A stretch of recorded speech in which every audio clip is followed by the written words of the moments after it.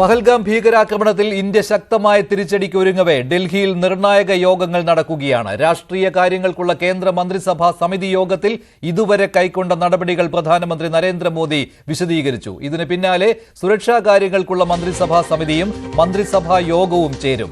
ജമ്മുകശ്മീരിൽ ഭീകരർക്കായുള്ള തെരച്ചിൽ തുടരുകയാണ്. അന്വേഷണത്തിന്റെ ഭാഗമായി NIA സംഘം ആക്രമണ രംഗം പുനരാവിഷ്കരിച്ചിട്ടുണ്ട്.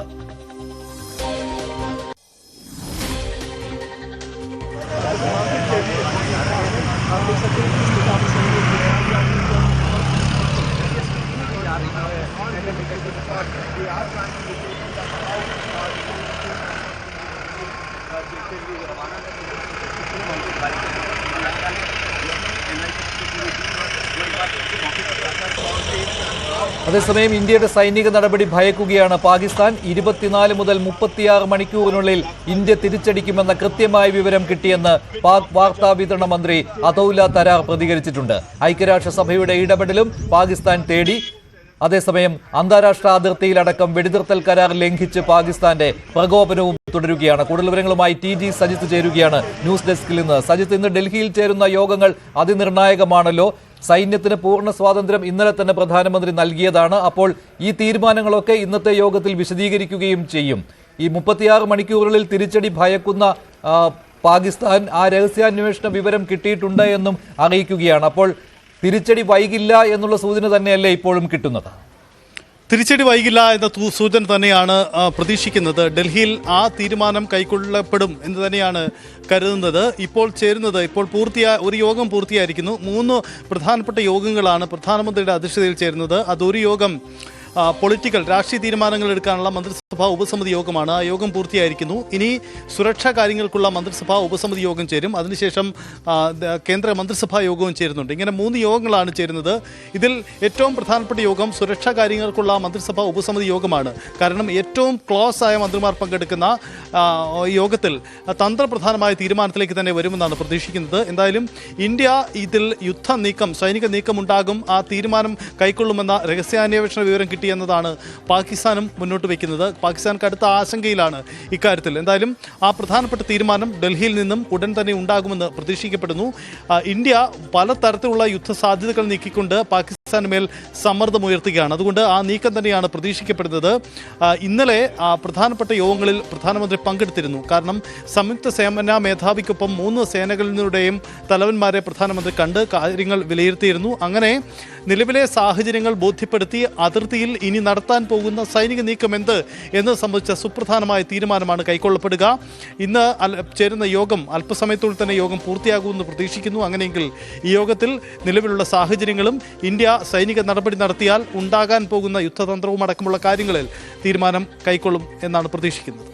ശരി, TG സജിത്താണ് വിവരങ്ങൾ നൽകിയത്. നിർണായകമായ യോഗങ്ങളാണ് ഡൽഹിയിൽ ഇപ്പോഴും തുടരുന്നത്. പാകിസ്ഥാനെതിരെ സമഗ്രമായ യുദ്ധതന്ത്രമാണ് ഇന്ത്യ ആവിഷ്കരിച്ചിരിക്കുന്നത്. സൈനിക നീക്കം ശക്തമാക്കുന്നതിനൊപ്പം ലോകരാജ്യങ്ങൾക്ക് മുന്നിൽ പാകിസ്ഥാനെ ഒറ്റപ്പെടുത്തുന്നതിനുള്ള നയതന്ത്രവും സാമ്പത്തിക ഉപരോധവും ഇന്ത്യ നടപ്പിലാക്കി കഴിഞ്ഞു.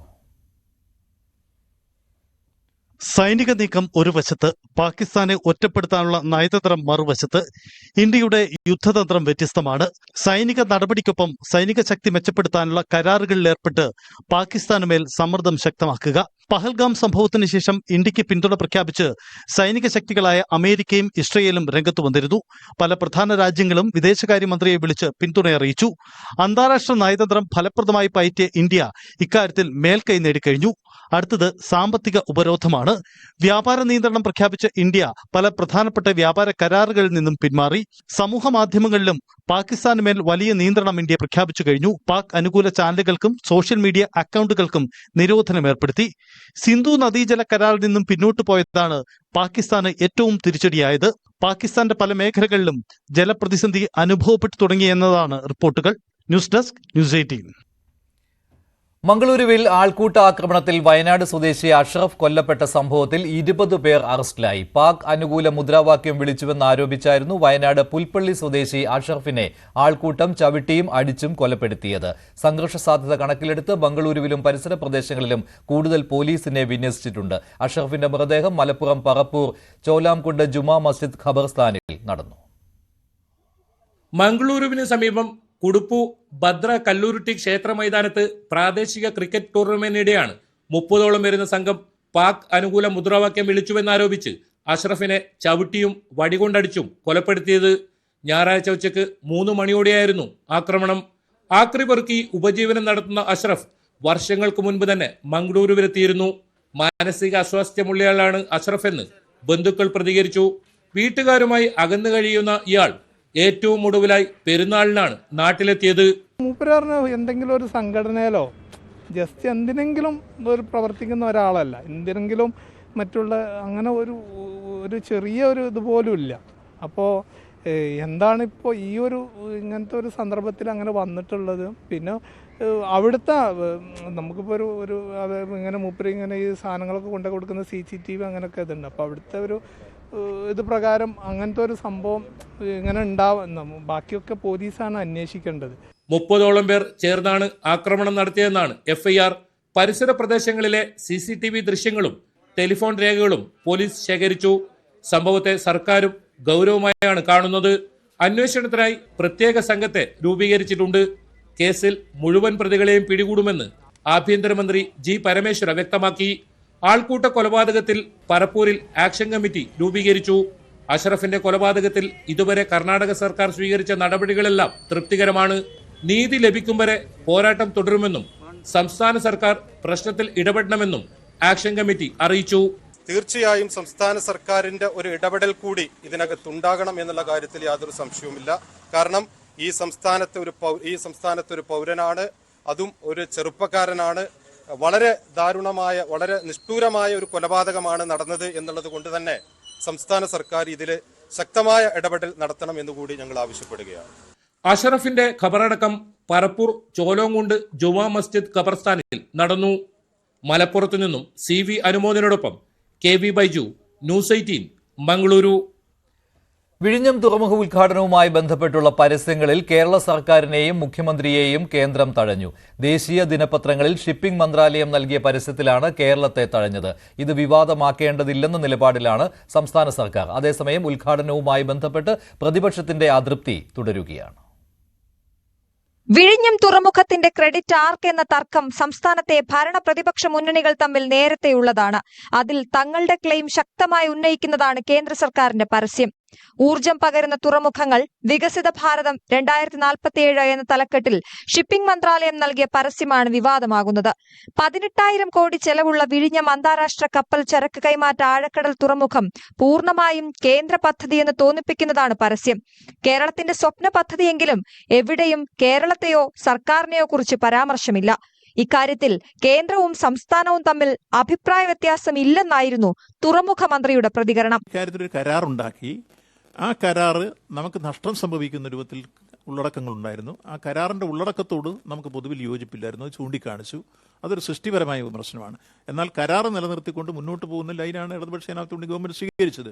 അവർ കല്ലിട്ടു എന്നുള്ളത് ഒഴിച്ചാൽ നിർമ്മാണ പ്രവർത്തനങ്ങളൊന്നും നടന്നില്ല. കല്ലിട്ടു എന്നുള്ളത് കൊണ്ട് 10 നടക്കണമെങ്കിൽ പാലക്കാട് ഇപ്പോൾ കോച്ച് ഫാക്ടറിയിൽ ഒരു കാര്യം തുടങ്ങേണ്ടതായിരുന്നു. പ്രതിപക്ഷ നേതാവിനെ ഉദ്ഘാടന ചടങ്ങിൽ ക്ഷണിച്ചതുമായി ബന്ധപ്പെട്ട വിവാദങ്ങളും തുടരുകയാണ്. ഇങ്ങനെ ക്ഷണിച്ചാൽ ആരെങ്കിലും പോകുമോ എന്നായിരുന്നു VN വാസവന്റെ ക്ഷണത്തിന് പ്രതിപക്ഷ നേതാവിന്റെ പ്രതികരണം. ഇതെല്ലാം വെറുതെ, അത് ജനങ്ങൾ പ്രതിഷേധിച്ചപ്പോൾ രാഷ്ട്രീയമായും എല്ലാ പ്രതിഷേധവും ഉണ്ടായപ്പോൾ അത് മറച്ചു വെക്കാൻ വേണ്ടിയിട്ടാണ് ഇങ്ങനെ അവ്യക്തമായ ഒരു കത്തയച്ചിരിക്കും. ഞാൻ പറഞ്ഞല്ലോ, എനിക്ക് പരിഭവമില്ല, പരാതിയില്ല. ഇങ്ങനെയല്ലാതെ എങ്ങനെ ക്ഷണിക്കുമെന്ന് സർക്കാരും ചോദിക്കുന്നു. ഇല്ല, മറുപടി ഇങ്ങോട്ട് വന്നില്ല. ഞങ്ങൾക്ക് ഇവിടെ കേന്ദ്രത്തിന്റെ പരിപാടി നിഷ്കർഷിച്ച് തന്ന സമയത്ത് തന്നെ അദ്ദേഹത്തിന് കത്ത് കൊടുത്തു. ഉറപ്പിച്ച സമയത്ത് തന്നെ എൻ്റെ ലെറ്റർപാടിൽ ഞാൻ കത്ത് കൊടുത്തിരിക്കുന്നത്. തിരിച്ചൊരു മറുപടി ഇല്ല, അറിയിച്ചില്ല. അതെനിക്കറിയില്ല. നമ്മൾ കത്ത് കൊടുത്തിട്ടുണ്ട്, കേന്ദ്രത്തിന് അയച്ചു കൊടുത്തു. ആ പേര് പ്രതിപക്ഷ നേതാവ് വിട്ടുനിൽക്കുമെങ്കിലും കോൺഗ്രസിന്റെ MPയും MLAയും ഉദ്ഘാടന ചടങ്ങിൽ പങ്കെടുക്കും. ന്യൂസ് 18, തിരുവനന്തപുരം.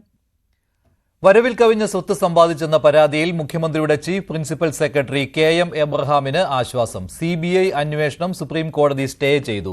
മുൻകൂർ പ്രോസിക്യൂഷൻ അനുമതിയില്ലാതെ കേസ് രജിസ്റ്റർ ചെയ്യാൻ കഴിയില്ലെന്ന KM എബ്രഹാമിന്റെ വാദം അംഗീകരിച്ചാണ് കോടതി സ്റ്റേ നൽകിയത്. ഹൈക്കോടതി ഉത്തരവിനെതിരെ എബ്രഹാം നൽകിയ ഹർജിയിൽ സുപ്രീം കോടതി എതിർ കക്ഷികൾക്ക് നോട്ടീസ് അയച്ചു. KM എബ്രഹാമിനെ പിന്തുണച്ചായിരുന്നു സംസ്ഥാന സർക്കാർ കോടതിയിൽ നിലപാടെടുത്തത്. ജസ്റ്റിസുമാരായ ദീപാങ്കർ ദത്ത, മൻമോഹൻ എന്നിവരുടെ ബെഞ്ചാണ് ഹർജി പരിഗണിച്ചത്. യു പ്രതിഭ MLAയുടെ മകൻ കനിവിനെ കേസിൽ നിന്ന് എക്സൈസ് ഒഴിവാക്കി. കുറ്റപത്രത്തിലാണ് ഒഴിവാക്കിയത്. അമ്പലപ്പുഴ കോടതിയിലാണ് കുറ്റപത്രം നൽകിയത്. കേസിലെ പ്രാഥമിക നടപടിക്രമങ്ങൾ പൂർത്തീകരിക്കുന്നതിൽ അന്വേഷണ ഉദ്യോഗസ്ഥൻ വരുത്തിയ ഗുരുതര വീഴ്ചയാണ് കനിവ് ഉൾപ്പെടെയുള്ളവർ കേസിൽ നിന്ന് ഒഴിവാക്കപ്പെടാൻ കാരണം. ലഹരി കേസിൽ നടത്തേണ്ട മെഡിക്കൽ പരിശോധനയും നടത്തിയിട്ടില്ല. സാക്ഷിമൊഴിയും അട്ടിമറിച്ചു. News 18 exclusive. കഴിഞ്ഞ ഡിസംബർ 28-നാണ് കനിവ് ഉൾപ്പെടെയുള്ള 9-അംഗ സംഘത്തെ തകഴി പാലത്തിനടിയിൽ വെച്ച് കഞ്ചാവ് ഉപയോഗിച്ചു എന്ന പേരിൽ എക്സൈസ് പിടികൂടുന്നത്. സംഭവം മാധ്യമങ്ങളിൽ വാർത്തയായതോടെ എക്സൈസിനെയും മാധ്യമങ്ങളെയും കുറ്റപ്പെടുത്തി യു പ്രതിഭ MLA രംഗത്തെത്തി. എന്നാൽ MLAയുടെ മകൻ ഉൾപ്പെടെ 9 പേരെ പ്രതിചേർത്ത് എക്സൈസ് FIR രജിസ്റ്റർ ചെയ്തു. കേസ് അട്ടിമറിക്കപ്പെട്ടു എന്നതിന്റെ വ്യക്തമായ തെളിവാണ് കനിവ് ഉൾപ്പെടെയുള്ള പ്രതികളെ ഒഴിവാക്കിക്കൊണ്ട് എക്സൈസ് അമ്പലപ്പുഴ കോടതിയിൽ നൽകിയ കുറ്റപത്രത്തിൽ നിന്ന് ലഭ്യമാകുന്ന വിവരങ്ങൾ. ഒഴിവാക്കപ്പെട്ട 3 മുതൽ 9 വരെയുള്ള പ്രതികളുടെ ഉച്ഛ്വാസവായുവിൽ കഞ്ചാവിന്റെ ഗന്ധമുണ്ടായിരുന്നുവെന്ന് അന്വേഷണ ഉദ്യോഗസ്ഥനായ Kuttanad range circle inspector Jayaraj രേഖപ്പെടുത്തുമ്പോഴും അത് സ്ഥിരീകരിക്കാത്ത രീതിയിൽ വൈദ്യപരിശോധന ഈ കേസിൽ നടന്നിട്ടില്ല. ലഹരി കേസിൽ ഏറ്റവും പ്രാഥമികമായി ചെയ്യേണ്ട നടപടിക്രമമാണിത്. 9-അംഗ സംഘത്തെ ചിതറിയോടുന്ന നിലയിൽ കണ്ടുവെന്ന് മാത്രമാണ് ജയരാജ് കേസിനെ സംബന്ധിച്ച് രേഖപ്പെടുത്തിയിട്ടുള്ളത്. കഞ്ചാവ് ഉപയോഗിക്കുന്നത് കണ്ടുവെന്ന് കണ്ടെത്തൽ എവിടെയുമില്ല. ഒരു കേസ് ഫ്രെയിം ചെയ്യുമ്പോൾ അന്വേഷണ ഉദ്യോഗസ്ഥൻ ഏറ്റവും ശ്രദ്ധിക്കുന്നത് താൻ കണ്ടെത്തിയ തെളിവുകൾക്ക് ബലം നൽകുന്ന സാക്ഷിമൊഴികൾ കേസിൽ രേഖപ്പെടുത്തുക എന്നതാണ്. എന്നാൽ അത്ഭുതകരമെന്ന് പറയട്ടെ, ഈ കേസിൽ ആകെയുള്ള 2 സാക്ഷികളുടെയും മൊഴി രേഖപ്പെടുത്തിയിരിക്കുന്നത് പ്രതികൾ കഞ്ചാവ് ഉപയോഗിക്കുന്നത് തങ്ങൾ കണ്ടിട്ടില്ല എന്നതാണ്. രാഷ്ട്രീയ സമ്മർദ്ദം ആവോളം ഉണ്ടായിരുന്നുവെന്ന് ആരോപിക്കപ്പെടുന്ന കേസിൽ സാക്ഷിമൊഴികൾ പോലും അട്ടിമറിക്കപ്പെട്ടുവെന്ന് വ്യക്തം. അമ്പലപ്പുഴ കോടതിയിൽ നൽകിയ കുറ്റപത്രത്തിൽ പ്രതികളായുള്ളത് 2 പേർ മാത്രമാണ്. ഇവരിൽ നിന്ന് മാത്രമാണ് 3 ഗ്രാം കഞ്ചാവും വലിക്കുന്നതിനാവശ്യമായ ഉപകരണവും കണ്ടെത്തിയിട്ടുള്ളതെന്നും കുറ്റപത്രം വ്യക്തമാക്കുന്നു. ഇന്നലെ കേസിൽ ഇടക്കാല റിപ്പോർട്ടും ഇന്ന് കുറ്റപത്രവും Alappuzha excise narcotic cell CI Mahesh സമർപ്പിച്ചു. MLAയുടെ മകൻ ഉൾപ്പെട്ട ലഹരി കേസിൽ അന്വേഷണ ഉദ്യോഗസ്ഥന് വീഴ്ച സംഭവിച്ചുവെന്ന വകുപ്പ് തല റിപ്പോർട്ട് എക്സൈസ് ആസ്ഥാനത്തെത്തിയിട്ട് മാസങ്ങൾ കഴിയുന്നു. എന്നാൽ അതിന്മേൽ ഒരു ചെറുവിരൽ പോലും അനക്കാൻ വകുപ്പിന് കഴിഞ്ഞിട്ടില്ല. രാഷ്ട്രീയ സമ്മർദ്ദമാണ് കുട്ടനാട് റേഞ്ച് CI കൊണ്ട് ഇത്തരം നടപടികൾക്ക് ബോധപൂർവം വിധേയനാക്കിയതെന്ന ആരോപണം നിലനിൽക്കുന്നതിനിടയിലാണ് എക്സൈസിന്റെ ഈ നീക്കം. ആലപ്പുഴയിൽ നിന്നും ശരണ്യ സ്നേഹജൻ, ന്യൂസ് 18. BJP തിരുവനന്തപുരം മുൻ ജില്ലാ പ്രസിഡന്റ് VV രാജേഷിനെതിരായ പോസ്റ്റർ വിവാദം വഴിത്തിരിവിലെത്തി. പാർട്ടിയിലെ വിഭാഗീയതയാണ് രാജേഷിനെതിരായ നീക്കങ്ങൾക്ക് പിന്നിലെന്ന് വ്യക്തമാക്കുന്ന തെളിവുകൾ അന്വേഷണ സംഘത്തിന് കിട്ടിയിട്ടുണ്ട്. VV രാജേഷിനെതിരെ സംസ്ഥാന കമ്മിറ്റി ഓഫീസിന് മുന്നിൽ പോസ്റ്റർ പതിച്ച BJP പ്രവർത്തകരായ 4-അംഗ സംഘത്തിന്റെ CCTV ദൃശ്യങ്ങൾ ന്യൂസ് 18 പുറത്തുവിട്ടു.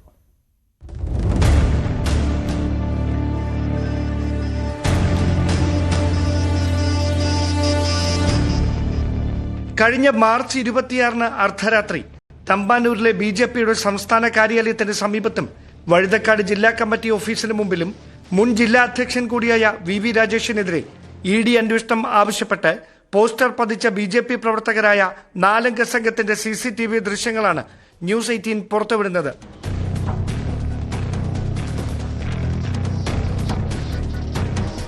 വലിയശാല സ്വദേശി മോനു, പൂജപ്പുര സ്വദേശികളായ അഭിജിത്ത്, നാഗരാജു തുടങ്ങിയവർക്കൊപ്പം പോസ്റ്റർ ഒട്ടിക്കാനെത്തിയവരിൽ 4-മനും BJP പ്രവർത്തകൻ തന്നെയെന്നാണ് പോലീസിന്റെ നിഗമനം. രാജീവ് ചന്ദ്രശേഖർ സംസ്ഥാന അധ്യക്ഷനായതിനു പിന്നാലെ സംസ്ഥാന ജനറൽ സെക്രട്ടറി സ്ഥാനത്തേക്ക് തിരുവനന്തപുരം ജില്ലയിൽ നിന്ന് പരിഗണിക്കപ്പെട്ടവരിൽ VV രാജേഷിനായിരുന്നു മുൻതൂക്കം.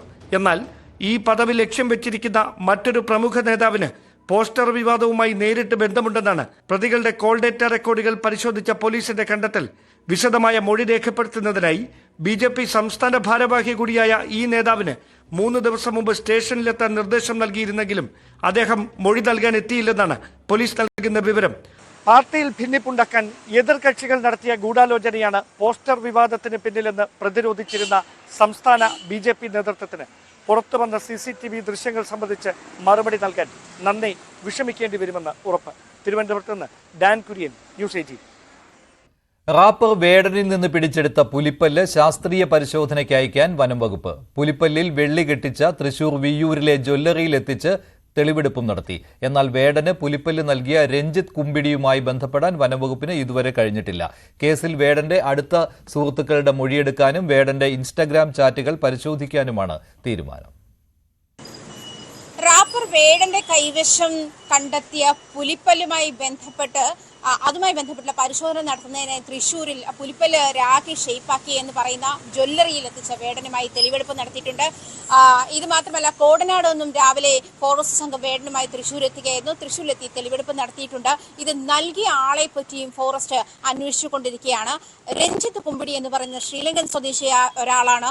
ചെന്നൈയിലെ പരിപാടിയിൽ വെച്ച് തനിക്ക് സമ്മാനമായി പുലിപ്പല്ല് നൽകിയതെന്നാണ് വേടൻ മൊഴി നൽകിയിരിക്കുന്നത്. ഇത് പുലിപ്പല്ലാണെന്ന് തനിക്ക് അറിയുമായിരുന്നെങ്കിൽ ധരിക്കുമായിരുന്നില്ല എന്ന് വേടൻ മൊഴി നൽകിയിട്ടുണ്ട്. പക്ഷേ ഈ കാര്യം വനംവകുപ്പ് അത്തരത്തിൽ വിശദമായി അന്വേഷിച്ച ശേഷം മാത്രമേ ഇക്കാര്യത്തെ വിശ്വാസ്യതയിൽ എടുക്കാൻ കഴിയുകയുള്ളൂ എന്നാണ് വനംവകുപ്പ് വ്യക്തമാക്കുന്നത്. കാരണം വേടൻ പുലിപ്പല്ലാണെന്ന് അറിഞ്ഞുകൊണ്ട് തന്നെ ധരിച്ചു എന്ന് തന്നെയാണ് വനംവകുപ്പിന്റെ നിഗമനം. അത്തരത്തിൽ തന്നെയാണ്. പക്ഷേ വേടനെ സമ്മാനമായി നൽകി എന്ന് പറയുന്ന ആളെ കണ്ടെത്താത്തിടത്തോളം കാലം വേടന്റെ മേൽ വന്യജീവി സംരക്ഷണ നിയമം അനുസരിച്ചിട്ട് വേട്ടയാടൽ നിയമമാണ് ചുമത്തിയിട്ടുള്ളത്. ഇത് 3 വർഷം മുതൽ 7 വർഷം വരെ തടവ് ലഭിക്കാവുന്ന കുറ്റമാണ് വേടന് മേൽ ചുമത്തിയിട്ടുള്ളത്. അതേസമയം ഈ രഞ്ജിത്ത് കുമ്പിടി എന്ന് പറയുന്ന ആളെ കണ്ടെത്തുകയും അയാൾ ഇക്കാര്യം സമ്മതിക്കുകയും ചെയ്താൽ ഈ വകുപ്പ് മാറുകയും പുലിപ്പല്ല് കൈവശം വെച്ചു എന്നുള്ള തരത്തിലേക്ക് വേടന് മേലുള്ള കുറ്റം മാറുകയും ചെയ്യും. അതേസമയം UK-യിൽ സ്ഥിരതാമസമാക്കിയിട്ടുള്ള രഞ്ജിത്ത് കുമ്പിടിക്ക് വേണ്ടിയിട്ടുള്ള അന്വേഷണം ഊർജിതമാക്കിയിരിക്കുകയാണ് ഫോറസ്റ്റ്. അയാളുമായി ലിങ്ക് ചെയ്യുന്ന ഒരു തെളിവും വേടന്റെ കയ്യിൽ നിന്നും ഫോറസ്റ്റിന് കണ്ടെത്താനായിട്ട്. അതേസമയം വേടന്റെ ഇൻസ്റ്റാഗ്രാം ചാറ്റുകൾ കൂടി പരിശോധിക്കുകയാണ് ഫോറസ്റ്റ്. അതിൽ നിന്നും ഒരുപക്ഷെ രഞ്ജിത്ത് കുമ്പിടിയിലേക്ക് എത്താനാകുമെന്നാണ് ഫോറസ്റ്റിന്റെ അനുമാനം. മാത്രമല്ല, വേടന്റെ അടുത്ത സുഹൃത്തുക്കളെയും ചോദ്യം ചെയ്യും. എന്തായാലും ഇന്ന് വൈകുന്നേരം 5 മണിയോടുകൂടി വേടന് ഫോറസ്റ്റിന് അനുവദിച്ചിരിക്കുന്ന കസ്റ്റഡി കാലാവധി അവസാനിക്കുകയാണ്. 5 മണിക്ക് ശേഷം പെരുമ്പാവൂർ കോടതി നമ്പർ 4 വേടനെ ഹാജരാക്കും. അതിനുശേഷം മറ്റന്നാളാണ്, അതായത് മെയ് 2-ാം തീയതിയാണ് വേടന്റെ ജാമ്യാപേക്ഷ കോടതി പരിഗണിക്കുന്നത്. നാളെ കോടതി അവധി ആയതുകൊണ്ടാണ് 2-ാം തീയതി പരിഗണിക്കുന്നത്.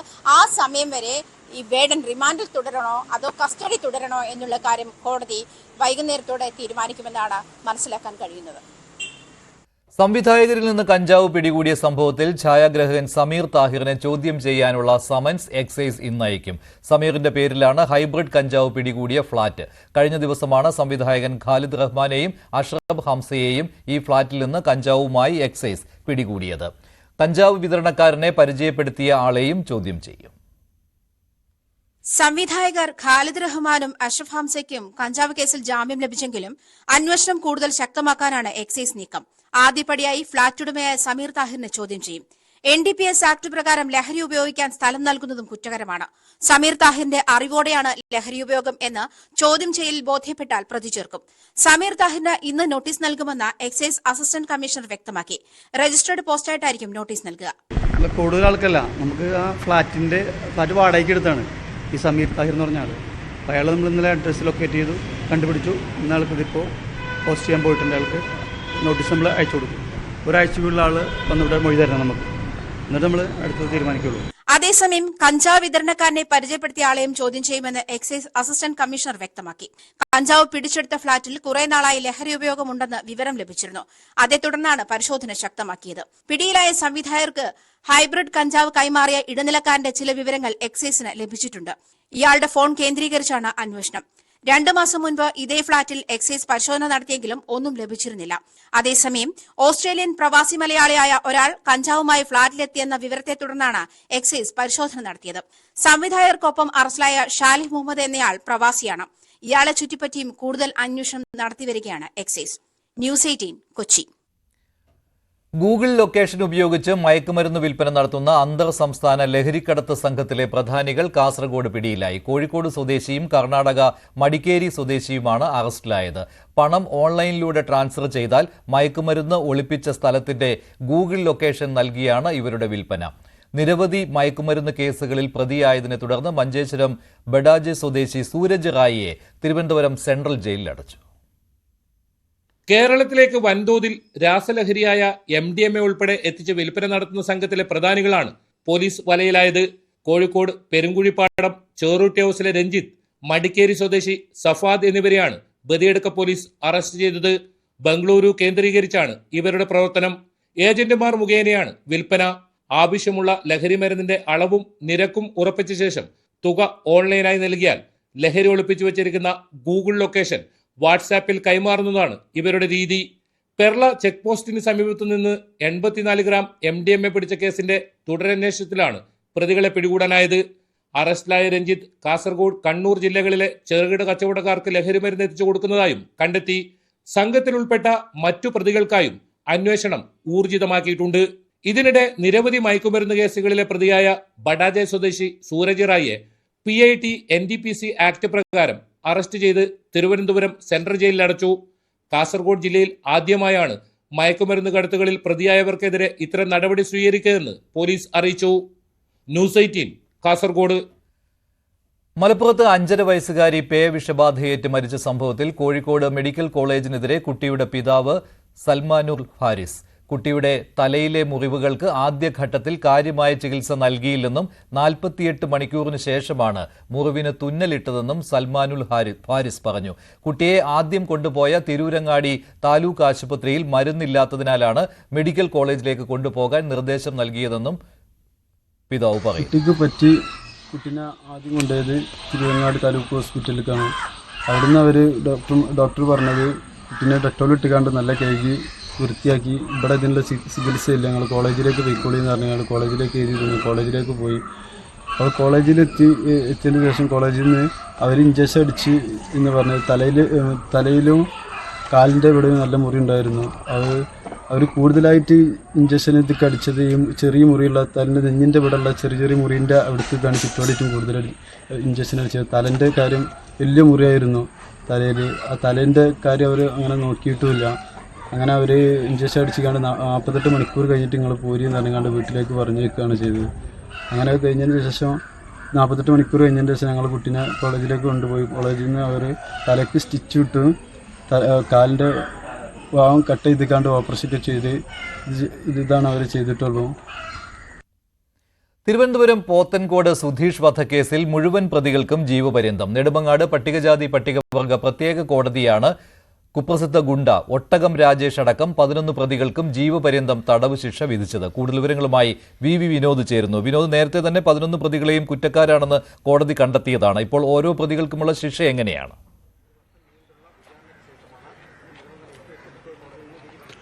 മഞ്ജുഷ, 11 പ്രതികൾക്കും ജീവപര്യന്തം തടവാണ് ഇപ്പോൾ വിധിച്ചിരിക്കുന്നത്. നെടുമങ്ങാട് SC/ST കോടതിയുടേതാണ് ഈ നടപടി. ഈ 11 പ്രതികൾക്കും ശിക്ഷ ലഭിച്ചിരിക്കുന്നു. ഇപ്പോൾ പബ്ലിക് പ്രോസിക്യൂട്ടർ T. ഗീനാകുമാരി നമുക്കൊപ്പം ചേരുന്നു. ഇപ്പോൾ ഇങ്ങനെ ഒരു വിധി വരുമ്പോൾ എത്രമാത്രമാണ് സംതൃപ്തി? ഈ വിധി സ്വാഗതം ചെയ്യുന്നുണ്ടോ? തീർച്ചയായും വിധിയെ സ്വാഗതം ചെയ്യുന്നു. ജുഡീഷ്യറിക്ക് വേണ്ടി ഇവിടുത്തെ special judge A. Shajahan sir സമൂഹത്തിന് കൊടുത്ത സന്ദേശമാണ്. ഇവിടുത്തെ ക്രിമിനലുകളെ സംബന്ധിച്ച് ഇതൊരു വാർണിംഗ് ആണ്. കാരണം കൊലപാതകം അടക്കമുള്ള കുറ്റകൃത്യങ്ങൾ ചെയ്ത ശേഷം സാക്ഷികളെ സ്വാധീനിച്ച് ഇനിയും ജുഡീഷ്യറിയുടെ മുന്നിൽ നിന്ന് രക്ഷപ്പെടാം എന്നുള്ള ധാരണ മാറ്റിമറിക്കുന്ന വിധിയായിട്ടാണ് ഞങ്ങൾ ഇതിനെ കാണുന്നത്. തീർച്ചയായിട്ടും ഈ കേസിൽ ദൃക്സാക്ഷികൾ പലരും ഉണ്ടായിരുന്നെങ്കിലും പിന്നീട് വിചാരണ ഘട്ടത്തിലൊക്കെ അവരുടെ ഒരു സഹകരണം ലഭിച്ചില്ല. ഭയന്ന് തന്നെയായിരിക്കും അവർ പിന്മാറിയതെന്ന് കരുതേണ്ടിയിരിക്കുന്നു. തീർച്ചയായും ഭയന്ന് തന്നെയാണ്. മറ്റു പല കേസുകളും ഞങ്ങൾ നടത്തുമ്പോൾ പണത്തിന്റെ സ്വാധീനവും ഒക്കെ ഉണ്ടാകാം. പക്ഷെ ഈ കേസിൽ തീർച്ചയായും ഞങ്ങളുടെ വളരെ പാവപ്പെട്ട മനുഷ്യരാണ്, ഒരു കോളനി പ്രദേശത്ത് താമസിക്കുന്നവരാണ്. അവർ കണ്ട ഭീകരമായ ദൃശ്യങ്ങൾ ഞങ്ങളുടെ മുന്നിൽ വിശദീകരിക്കുകയും ഞങ്ങളത് റിഫ്രഷ് ചെയ്ത് കോടതിയിലേക്ക് കൊണ്ടുവരുമ്പോൾ പോത്തൻകോട് സുധീഷ് വധക്കേസിലാണ് 11 പ്രതികൾക്കും ജീവപര്യന്തം തടവ് ശിക്ഷ വിധിച്ചത്. കണ്ണൂർ കൈതപ്രത്തെ ഓട്ടോറിക്ഷ ഡ്രൈവർ വെടിയേറ്റ് മരിച്ച സംഭവത്തിൽ ഭാര്യയെ അറസ്റ്റ് ചെയ്തു. കഴിഞ്ഞ മാസം 20-നാണ് പണിതുകൊണ്ടിരുന്ന വീട്ടിൽ KK രാധാകൃഷ്ണനെ മരിച്ച നിലയിൽ കണ്ടെത്തിയത്. അടുത്ത ദിവസം തന്നെ രാധാകൃഷ്ണനെ വെടിവെച്ച പെരുമ്പടവം സ്വദേശി സന്തോഷിനെ പോലീസ് പിടികൂടിയിരുന്നു. സന്തോഷും മരിച്ച രാധാകൃഷ്ണന്റെ ഭാര്യ മിനി നമ്പ്യാരും ചേർന്നാണ് കൊലപാതകം ആസൂത്രണം ചെയ്തതെന്നാണ് പോലീസിന്റെ കണ്ടെത്തൽ. ഇവർ തമ്മിലുള്ള ബന്ധം രാധാകൃഷ്ണൻ അറിഞ്ഞതോടെയാണ് കൊല്ലാൻ തീരുമാനിച്ചതെന്നും പോലീസ് വിശദീകരണം. സന്തോഷിന് തോക്ക് സംഘടിപ്പിച്ചു കൊടുത്ത സിജോ ജോസഫ് പിടിയിലായിട്ടുണ്ട്. കോട്ടയം മുത്തോലി പഞ്ചായത്ത് മുൻ പ്രസിഡന്റ് ജിസ്മോളും മക്കളും ആത്മഹത്യ ചെയ്ത കേസിൽ ഭർത്താവ് ജിമ്മിയും ഭർത്തൃപിതാവും കസ്റ്റഡിയിലായി. ഏറ്റുമാനൂർ പോലീസാണ് ഇരുവരെയും വിളിച്ചുവരുത്തി കസ്റ്റഡിയിലെടുത്തത്. ശ്രീത്ത് ചേർന്നു കോട്ടയത്ത് നിന്ന്. ശ്രീത്ത്, എന്തൊക്കെയാണ് വിവരങ്ങൾ? മഞ്ജുഷ, ഏപ്രിൽ 15-നാണ് ഈ സംഭവം ഉണ്ടായത്. ജിമ്മിയും 2 കുഞ്ഞുമക്കളും 4 വയസ്സും 1 വയസ്സും ഒക്കെ പ്രായമുള്ള കുട്ടികളും പുഴയിൽ ചാടി ആത്മഹത്യ ചെയ്യായിരുന്നു. എന്തായാലും ഈ സംഭവത്തിൽ ഏതാണ്ട് 15 ദിവസത്തെ അന്വേഷണത്തിന് ഒടുവിലാണ് പോലീസ് ഇതിൽ നിർണായകമായ തെളിവ് കണ്ടെത്തിയിരിക്കുന്നത്. ഈ ജിമ്മിയുടെ ഫോണിൽ നിന്നും ഒപ്പം തന്നെ പിതാവ് ജോസഫിന്റെ ഫോണിൽ നിന്നടക്കം പല ശബ്ദ സന്ദേശങ്ങളും കണ്ടെത്തിയിട്ടുണ്ട്. ഇത് ഗാർഹിക പീഡനം വ്യക്തമാക്കുന്നതാണ് എന്നാണ് പോലീസിന് വ്യക്തമായ വിവരം ലഭിച്ചിരിക്കുന്നത്. ഇതിന്റെ അടിസ്ഥാനത്തിലാണ് ഇന്ന് രാവിലെ അല്പസമയം മുമ്പ് ഇവരെ നോട്ടീസ് കൊടുത്ത് വിളിച്ചു വരുത്തിയത്. നിലവിൽ ഈ ഭർത്തൃമാതാവിനെതിരെയും ആരോപണങ്ങൾ ഉണ്ടായിരുന്നു, പക്ഷെ അവർക്കെതിരെ എന്തെങ്കിലും തെളിവുകൾ ലഭിച്ചിട്ടില്ല. കൂടുതൽ അന്വേഷണം നടത്തി വരികയാണ്. ഇരുവരുടെയും മൊഴി രേഖപ്പെടുത്തിക്കൊണ്ടിരിക്കുന്നു. വൈകാതെ അറസ്റ്റ് രേഖപ്പെടുത്താനുള്ള സാധ്യതയാണ് കാണുന്നത്. എന്തായാലും നേരത്തെ ഈ പിതാവിനെതിരെ എവിടെ നിന്നും ആരോപണങ്ങളൊന്നും ഉയർന്നിരുന്നില്ല, പക്ഷെ അയാൾക്കെതിരെയും ആരോപണമല്ല തെളിവ് ലഭിച്ചിരിക്കുന്നു എന്നുള്ളതാണ് പോലീസ് ഇക്കാര്യത്തിൽ ഏറ്റവും നിർണായകമായി കണ്ടെത്തിയിരിക്കുന്നത്. എന്തായാലും ഏറ്റുമാനൂർ പോലീസ് സ്റ്റേഷനിൽ ചോദ്യം ചെയ്യൽ തുടരുന്നു. വൈകാതെ അറസ്റ്റ് രേഖപ്പെടുത്തും. ശരി, ജി ശ്രീജിത്താണ് വിവരങ്ങൾ.